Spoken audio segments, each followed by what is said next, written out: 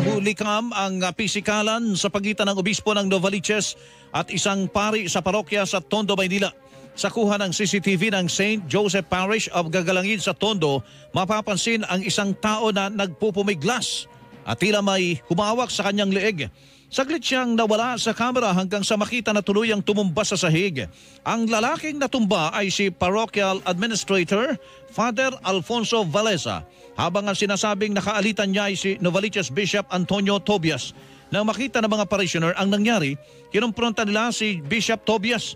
Nakunan pa ng video na nagkatulakan sina Bishop Tobias at ang parishioner na si Lydia de la Cruz. Ayon kay Father Valesa, posibleng may kinalaman ng pagtangkal sa kanya sa mga unang paratang niya laban sa mga kurap na pari.